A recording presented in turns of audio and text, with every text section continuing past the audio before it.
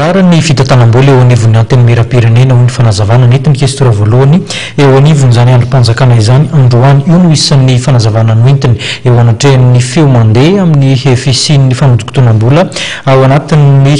anteny mera-pirenena.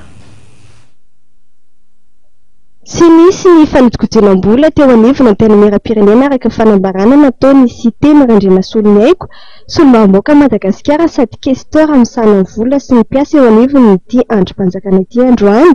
nandritra ny valan-dresaka mampalala vaovao ty Tsimbazaza. Mangarahara hoy izy ny fitantanam-bola eo anivony anteny mera-pirenena porofony efa nahazo ny tombontsoa ny solo-karamany ireo solombavamboaka. Niantony miasa bureau permanent dia feritsetinao vola kely ohatran'iny zany nahavita amin'izay rehetra zay. Za manambara aminareo fa fahaiza miasa bureau permanent. Miasa nitakina tamin'ny député zay miaraka nitakiny hiara fiaraha-miasa miaraka tamin'ny gouvernement mbola tsisy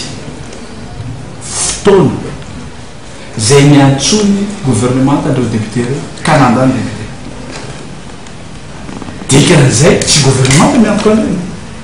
aoka zava-tsara tsy vola amin'ny gouvernement miantoko an'ireny député reo miara-miasa tamin'ny gouvernement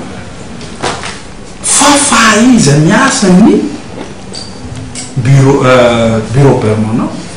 no nandefana an'ireny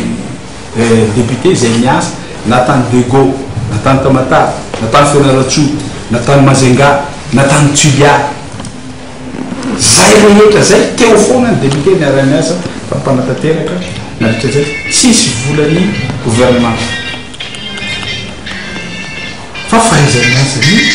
bureau permanent ary mbola veko raha tsisy fahaiza miasa zay tsy mipetraka ohatran'ireo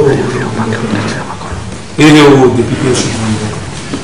satria fantany tsara hoe na miezaky izy manao an'izay zavatra ary mangarahara ny zay ny tenenako anareo hoe ny zavatra rehetra dia misy dossier vosony mazava tsara tsy misy zany mandehandeha fahatany zany namafisa ny faranisy ny trangan-javatra nampiany solombavamboaka dia efa ela nisy ny fikononana anongana ny bromarche no teny mera-pirenena tsahivina fa nisy ny feonelo maly makasika ny fisiny ny fanodikojonam-bola mitetina hatrany amin'ny 7 tapitra ariary voalaza fa nataony bromarche no teny mera-pirenena ka natonga izao fanazavana tamin'ny alalan'ny tafatambabalala vaovao zao.